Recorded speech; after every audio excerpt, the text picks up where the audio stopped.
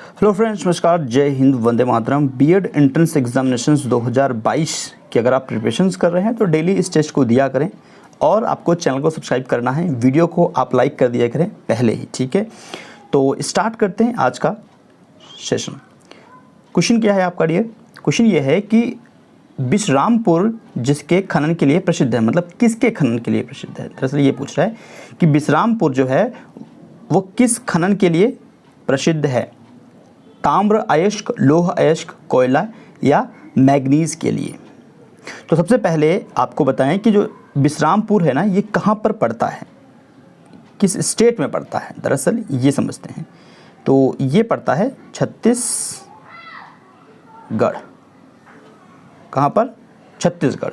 तो छत्तीसगढ़ का यह सरगुल जिला है और उस जिले का यह विश्रामपुर क्षेत्र है। तो इस क्षेत्र में दरअसल क्या मिलता है? कोयला।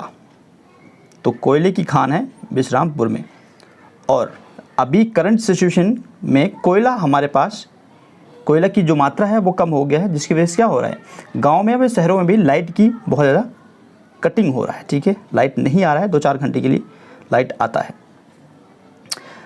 नेक्स्ट क्वेश्चन, निम्नलिखित में से कौन सही है। यहाँ पर अगर आप देखते हैं तो ये एक है आपका जनजाति। क्या है?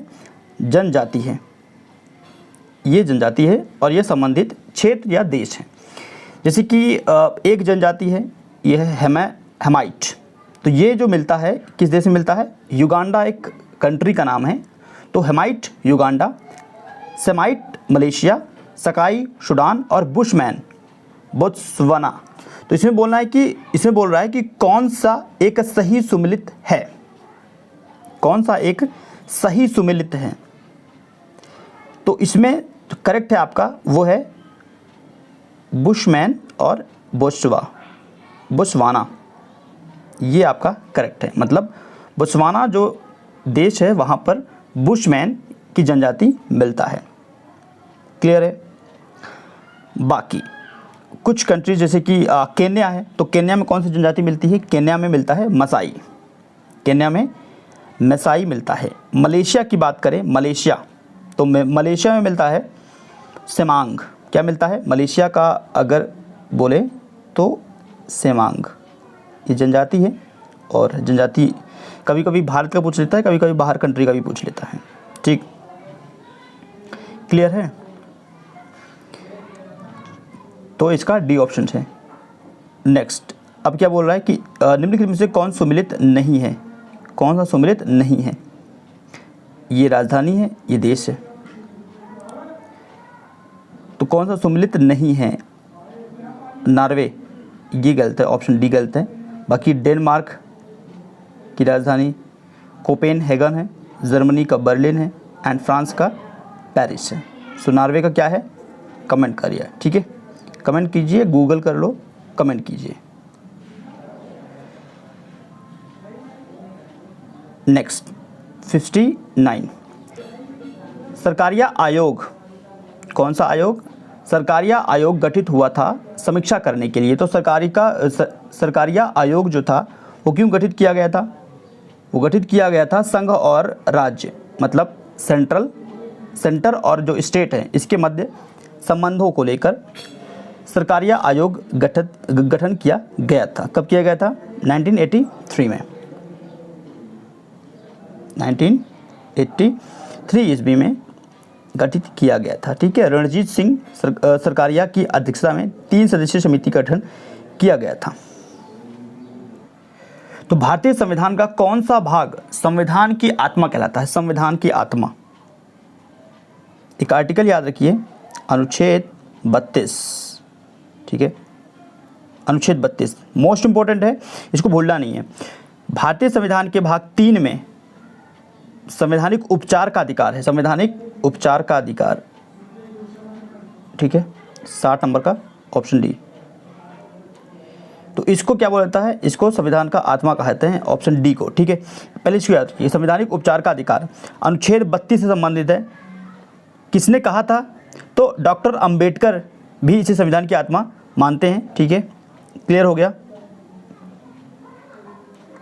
नेक्स्ट 61, भारत का सर्वोच्च न्यायालय एक अभिलेख न्यायालय है। भारत का सर्वोच्च न्यायालय सुप्रीम कोर्ट जो है वह एक अभिलेख न्यायालय है। इसका आश्रय है, इसका क्या मतलब है? इसे अपनी अवमानन करने वालों को दंडित करने की शक्ति प्रदान है। सर्वोच्च न्यायालय को, किसको? Supreme court. अनुच्छेद आर्टिकल 129 उच्चतम न्यायालय को अभिलेख न्यायालय घोषित करता है। कौन सा अनुच्छेद? अनुच्छेद 29 सर्वोच्च न्यायालय को एक अभिलेख न्यायालय घोषित करता है। क्लियर है?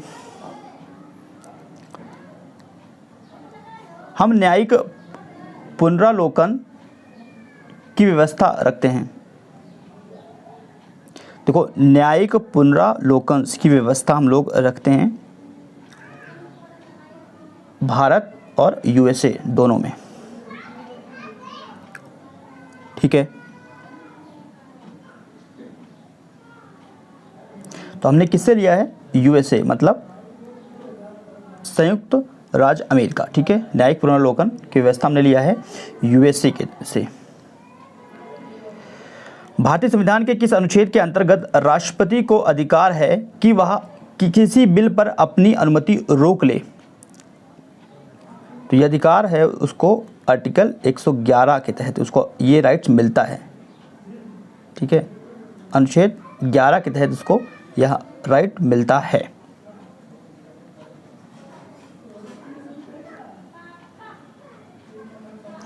कम वोल्टेज पर कार्य करने पर विद्युत मोटर प्रायः जल जाता है। विद्युत मोटर जो होता है वो जल जाता है। कम वोल्टेज पर कार्य करने विद्युत जो मोटर जो होता है वो जल जाता है। क्यों जलता है? वे अधिक विद्युत धारा खींचते हैं जो वोल्टेज के प्रतिलोमानुपाती होते हैं। ठीक है, तो ऑप्शन ए आपका ही करेक्ट है। वे अधिक विद्युत धारा खींचते हैं जो कि वोल्टेज के प्रतिलोमानुपाती होते हैं। इसी वजह से क्या होता है कि कम वोल्टेज पर जब कार्य करते हैं विद्युत मोटर में तो प्रायः वह जल जाते हैं। ठीक है, खराब हो जाते हैं। नेक्स्ट है आपका, निम्नलिखित अव्यवस्थाओं में से किसमें गीले कपड़े सबसे जल्दी सूख जाएंगे? तो ये 65 नंबर का क्वेश्चन है आपका। तो 100% आर्द्रता और 60 डिग्री सेल्सियस तापक्रम पर, ठीक है, जो गीले कपड़े हैं वो जल्दी से सूख जाएंगे। तो 65 का ऑप्शन नंबर गलत, ऑप्शन नंबर डी सही है। ठीक है, 20 आर्द्रता और 60 डिग्री तापक्रम। थोड़ा सा अगर आप ध्यान भटकते हैं तो क्वेश्चन गलत था। बी केयरफुल, ठीक है, अदरवाइज मिस्टेक हो जाता है। तो 20% आर्द्रता और 60 डिग्री सेल्सियस पर मतलब तापक्रम होना चाहिए गीले कपड़े को जल्दी सूखने के लिए। तो आउट ऑफ 10 में आपका कितना करेक्ट हुआ कमेंट कीजिएगा। चैनल पर पहली बार आते हैं तो लाइक कर सकते हो, शेयर कर सकते हो दोस्तों के साथ, और सब्सक्राइब करते हैं तो बेल आइकन प्रेस कीजिए जिससे कि आपको लेटेस्ट अपडेट मिलता रहे। Thank you for watching this video. Next video फिर से, तब तक के लिए धन्यवाद फ्रेंड्स।